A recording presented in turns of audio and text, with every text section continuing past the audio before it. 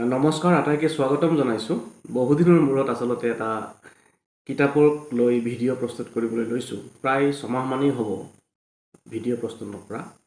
বিভিন্ন কাৰণত YouTube video' বনোৱা নহয়।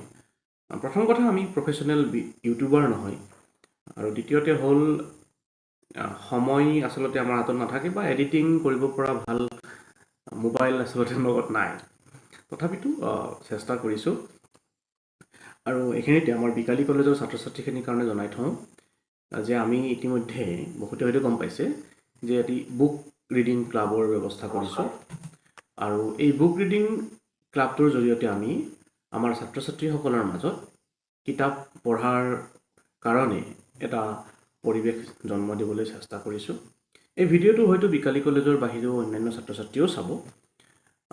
তেওঁলোকেও আচলতে মই ভাবোঁ এনেকুৱা ধৰণৰ নিজৰ অঞ্চলত পদক্ষেপ ল'ব পাৰে।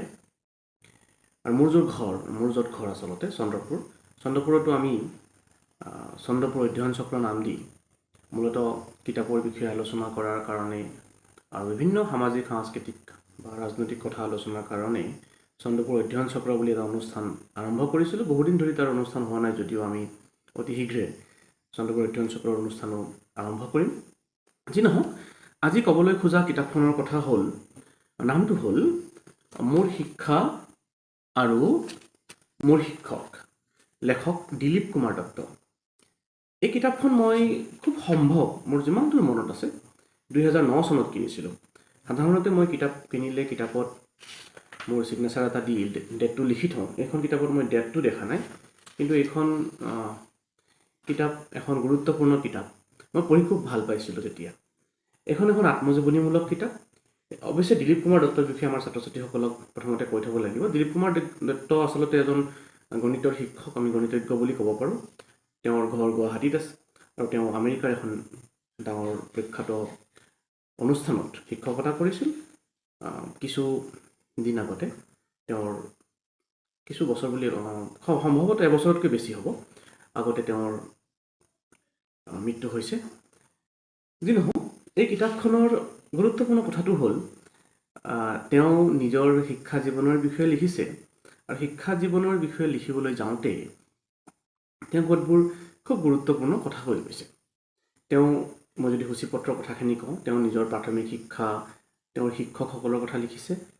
প্ৰাথমিক শিক্ষা আৰু জীৱনৰ ঘাই শিপা, শিক্ষক আৰু আমোদ শিল্পী, চেকনিৰ আগৰ বিদ্যা। আমি এটা সময়ত বিশ্বাস আছিলে যে চেকনিৰ আগত বিদ্যা থাকে। যিসকল শিক্ষকে ল'ৰা ছোৱালীক খুব পিটে, সেইসকল শিক্ষকে ভাল শিক্ষক বুলি আমাৰ সাধাৰণ মানুহৰ মাজত ধাৰণা এটা আছিলে। এই ধাৰণাটো ভুল বুলি প্ৰমাণিত হৈছে। এতিয়া চৰকাৰীভাৱেও ছাত্ৰ ছাত্ৰীক পিটন দিয়াটো, মানে বেটুৱাটো এটা অন্যায় কাম বুলি বিবেচনা কৰা হয়, আৰু সেইটো কৰিবও নালাগে। আচলতে চেকনিৰ আগৰ বিদ্যাটো বৰ ভাল কথা নহয়। যি নহওক, মই যদি মোৰ ব্যক্তিগত জীৱনৰ কথা কওঁ, আমিও ছাত্ৰ অৱস্থাত আচলতে চেকনিৰ আগৰ বিদ্যা দেখিছোঁ। মোৰ এগৰাকী খুব প্ৰিয় শিক্ষক, তেওঁ আমাক খুব পিটিছিলে। মোৰ মনত আছে, এবাৰ তেওঁ মোক পিটোতে মোৰ হাত কাটি গৈছিলে। বাঁহৰ চেকনি আছিল। অৱশ্যে মই সেই বিষয়ে কোনো কমপ্লেইনো কৰা নাছিলোঁ প্ৰধান শিক্ষকৰ ওচৰত। আমাৰ ছাত্ৰ ছাত্ৰীসকলে কৈছিলে, লগৰ বন্ধুবোৰে, যে হেড ছাৰক ক'ব লাগে। মই নক'লোঁ, কাৰণ আমাৰ যিজন শিক্ষক তেওঁ মোক খুব ভাল পাইছিলে। যি নহওক, সেইটো মেথডটো ভাল মেথড নহয় বুলি মই এতিয়াও কওঁ। তাৰপিছত এটা চেপ্টাৰ আছে শিক্ষকৰ নিমিলা অংক, যুৱকালৰ শিক্ষা, কলেজিয়েট স্কুল আৰু খেলা ধূলাৰ শিক্ষা, পৰিস্থিতিতহে মানুহৰ প্ৰকৃত পৰিচয়, চৰিত্ৰ আৰু অভিনয়, যৌৱনৰ বলিয়াবান আৰু NCC, সময়ৰ টিকনি আৰু ঘড়ীৰ টিকে টাকুৰা। টিকে টাকুৰা শব্দটো আচলতে পাংচুৱেল শব্দৰ তেওঁ এটা অসমীয়া শব্দ হিচাপে ব্যৱহাৰ কৰিছে। পাংচুৱেল শব্দৰ টিকে টাকুৰা হয়তো আগতে আমাৰ ছাত্ৰ ছাত্ৰীয়ে শুনা নাই এই শব্দটো। সময় বাহিৰ ফুটা কেইটা, লিপ ইয়েৰৰ জাপ।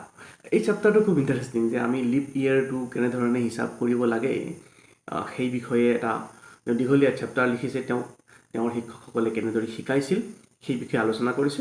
বৰ আনন্দদায়ক। হাইস্কুলীয়া শিক্ষাৰ প্ৰধান সুঁতি, শিক্ষকৰ ব্যক্তিত্ব আৰু জীৱনধাৰা। আমি নিজে শিক্ষক। আমাৰ এটা কথা আমি সকলোৱে জানো যে ছাত্ৰ ছাত্ৰীসকলে বা সমাজে শিক্ষকসকলৰ জীৱনধাৰা আৰু ব্যক্তিত্ব সম্পৰ্কে খুব নজৰ ৰাখে আৰু আমিও শিক্ষক হিচাপে আমাৰ ব্যক্তিত্বক যাতে সমাজৰ আগত ছাত্ৰ ছাত্ৰীৰ আগত উজ্জ্বল হৈ থাকে তাৰ কাৰণে চেষ্টা কৰি যাব লাগে আমি পঢ়া শুনা কৰি যাব লাগে সেইটো খুব গুৰুত্বপূৰ্ণ কথা নতুন নতুন গ্ৰন্থ অধ্যয়ন কৰি যাব লাগে মাজতে আমাৰ শিক্ষামন্ত্ৰী মহোদয়েও এটা কথা কৈছিল যে বহু শিক্ষকে একেবাৰে কিতাপ পত্ৰ নপঢ়ে এইটো বৰ সঠিক কথা নহয় বুলি ময়ো ভাবোঁ যি নহওক কটন কলেজত শত মধুকৰ গুঞ্জন তেওঁ কটন কলেজৰ কথা লিখিছে মই নিজেও কটন কলেজৰ ছাত্ৰ আছিলোঁ এটা সময়ত গতিকে আমাৰ মানে কিতাপখনৰ প্ৰতি আকৰ্ষণৰ আন এটা কাৰণ হ'ল কটন কলেজৰ বিষয়ে লিখা আছে আৰু কটন কলেজ মানে কটন কলেজত অধ্যয়ন কৰা সকলো ছাত্ৰ ছাত্ৰীৰ কাৰণে এটা আৱেগ আমি কটন কলেজত পঢ়িছিলোঁ আজিকালি কটন বিশ্ববিদ্যালয় হ'ল কিন্তু আমি এতিয়াও কটন কলেজ বুলি ক'বলৈ ভাল পাওঁ যি নহওক সেইটো এটা বেলেগ দিশ দত্ত দয়াধ্যম দম্যতা বুলি এটা চেপ্টাৰ আছে কিতাপখন পঢ়িলে মানে আমাৰ ছাত্ৰ ছাত্ৰীসকলে যে উপকৃত হ'ব মই নিশ্চিত খুব সুন্দৰ সুন্দৰ কথা কিতাপখনত আছে কটন কলেজৰ সহশিক্ষা কটন কলেজৰ সাৰ্বজনীন পৰিৱেশ নৌ বিভাগৰ NCC সম্পৰ্কে খুব সুন্দৰকৈ আলোচনা কৰা আছে আমাৰ বিকালী মহাবিদ্যালয়তো বৰ্তমানৰ অধ্যক্ষ মহোদয়ে NCC ব্যৱস্থা কৰিছে যোৱা প্ৰায় 3টা বেটছ আমাৰ ইতিমধ্যে পাছ কৰিছে আমাৰ আটাইতকৈ ভাল খবৰটো হ'ল যে আমাৰ বেটছৰ পৰা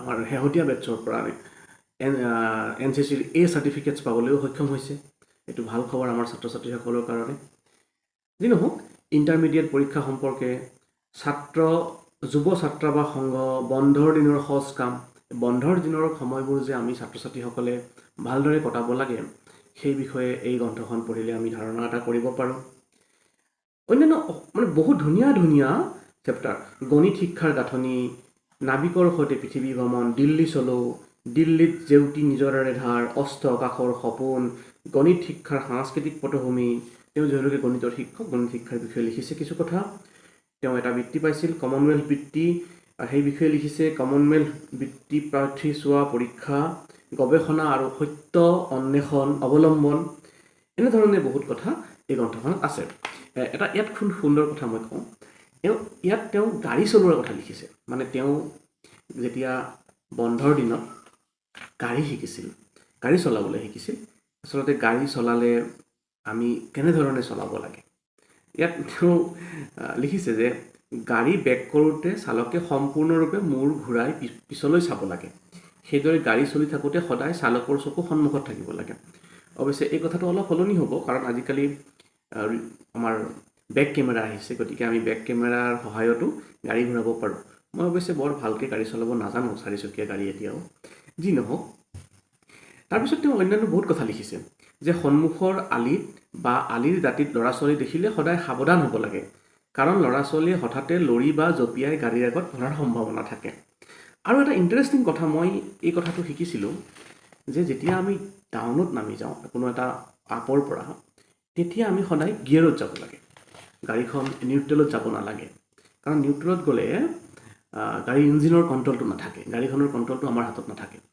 গিয়েৰত থাকিলেহে কণ্ট্ৰলটো থাকে এই কথাখিনি তেওঁ ইয়াত লিখিছিলে সেই কথাটো মই মানে গাড়ী চলোৱাৰ আগতে পঢ়িছিলোঁ আৰু এতিয়াও মই সেইকাৰণে যিমান গাড়ী চলাওঁ আমাৰ চন্দ্ৰপুৰলৈ যাওঁতে বহুত আপ ডাউন আছে বিশেষকৈ হাতীশিলাৰ আপটো আমাৰ মানে ডাঙৰ আপ বুলি আমি ধৰোঁ তো হাতীশিলাৰ আপটো নামি যাওঁতে মই সদায় গিয়েৰতে গাড়ীখন নমাওঁ আৰু সেই কথাটো মই বহুতকে কওঁ যে আচলতে গিয়েৰত ৰাখিব লাগে আমি যদি নিউট্ৰেলত লৈ যাওঁ বহুতে ক্লাছ টানি ধৰে আৰু গাড়ীখনৰ কণ্ট্ৰলটো নিজৰ হাতত নাথাকে চ' এই কথাখিনি ইয়াত লিখা আছে যে কিন্তু ক্লাছ দবাই দিলে ডিফাৰেঞ্চিয়েল অৰ্থাৎ চকাৰ লগত ইঞ্জিনৰ সংযোগ এৰাই যায় তো সেই কথাটো গতিকে আমাৰ ছাত্ৰ ছাত্ৰীসকলে মন কৰিব যেতিয়া ক'ৰবাত তেওঁলোকে যাব ডাউনত তেল বচাবলৈ গাড়ীৰ ইঞ্জিন বন্ধ কৰি নোযোৱাই ভাল তাৰপিছত গাড়ী চালকৰ লাইচেন্স দিয়া পদ্ধতি সম্পৰ্কে আলোচনা কৰা আছে আৰু এটা ইণ্টাৰেষ্টিং যে অতিপাত বেগত গাড়ী চলালে সময় কিমান বাচে সেইটো তো আমাৰ বহুতে ভাবে যে পুৰা স্পীড গ'লে মানে যথেষ্ট আগতে গৈ পাম আচলতে তেওঁ ইয়াত গণিতৰ সহায়ত দেখুৱাইছে যে সময়ৰ ব্যৱধান বহুত বেছি নহয় চ' এই কিতাপখনত তেওঁ নিজৰ জীৱনৰ অভিজ্ঞতা বিশেষকৈ শিক্ষাৰ লগত জড়িত কথাখিনি, তেওঁৰ শিক্ষা জীৱনৰ লগত জড়িত কথাখিনি আলোচনা কৰিছে। বিভিন্ন ব্যক্তিৰ বিষয়ে আছে ইয়াতে, অসমৰ প্ৰখ্যাত লোকসকলৰ হোমেন বৰগোহাঁইৰ পৰা আৰম্ভ কৰি সূৰ্য কুমাৰ ভূঞালৈকে বিভিন্ন ব্যক্তিৰ বিষয়েও আমি কিছুমান কথা ইয়াত গম পাওঁ। আৰু মই ভাবোঁ আমাৰ ছাত্ৰ ছাত্ৰীসকলে এনেকুৱা ধৰণৰ কিতাপ পঢ়িলে উপকৃত হ'ব। এইখন এখন যিহেতু আত্মজীৱনীমূলক গ্ৰন্থ, আত্মজীৱনীমূলক গ্ৰন্থবিলাকে সাধাৰণতে আমাক নিজৰ জীৱনটো ভালদৰে গঢ় দিয়াৰ বাবে এখন আইনা হিচাপে কাম কৰে। আৰু আমি নিজকে চাব পাৰোঁ আচলতে আমি কিমান আগবাঢ়ি আছোঁ বা আমি যিবোৰ পদ্ধতি অৱলম্বন কৰি আছোঁ সফল হ'বৰ বাবে, সেই পদ্ধতিবিলাক কিমান সঠিক, তেনেকুৱা ধৰণৰ এটা ধাৰণা আমি গঢ় দি ল'ব পাৰোঁ বা অনুপ্ৰাণিত হ'ব পাৰোঁ আচলতে এইসকল লোকৰ আত্মজীৱনী অধ্যয়ন কৰিলে। সেয়েহে ছাত্ৰ ছাত্ৰীসকলক যদি পাৰে তেওঁলোকে এই গ্ৰন্থখন অধ্যয়ন কৰিব। আমাৰ কলেজৰ লাইব্ৰেৰীত হয়তো এই কিতাপখন আছে, যদি নাই বাৰু অনোৱাৰ ব্যৱস্থা কৰিব লাগিব, যদি প্ৰিণ্টত আছে। কিছুমান কিতাপ আচলতে কি হয়, প্ৰিণ্টত নাথাকে। এইখনৰ প্ৰকাশক বনলতা, মই ক'বলৈ পাহৰিছিলোঁ, 2008 চনতে মোৰ লগত থকা কিতাপখন দ্বিতীয় প্ৰকাশ 2008 চন, যথেষ্ট পুৰণি। নতুন প্ৰিণ্ট হৈছে নে নাই মই নাজানো। তথাপিতো ছাত্ৰ ছাত্ৰীসকলে সংগ্ৰহ কৰি কেনেবাকৈ এই কিতাপখন পঢ়িলে উপকৃত হ'ব বুলি বিবেচনা কৰিছোঁ। আৰু যদি সম্ভৱ হয় মই পুনৰ ৰেগুলাৰ কিতাপৰ বিষয়ে দিবলৈ যত্ন কৰিম। আৰু আমাৰ ছাত্ৰ ছাত্ৰীসকলকো আহ্বান জনাইছোঁ, বিশেষকৈ বুক ৰিডিং ক্লাবৰ ছাত্ৰ ছাত্ৰীসকল, তেওঁলোকে যাতে গৰমৰ বন্ধত কেইবাখনো কিতাপ পঢ়ে আৰু কিতাপৰ বিষয়ে নিজৰ থুলমূল ধাৰণা বা এটা আলোচনা লিখি থাকে বা লিখা বা টোকা প্ৰস্তুত কৰে। আমি পৰৱৰ্তী সময়ত সেইবোৰ আলোচনা কৰিম। Thank U.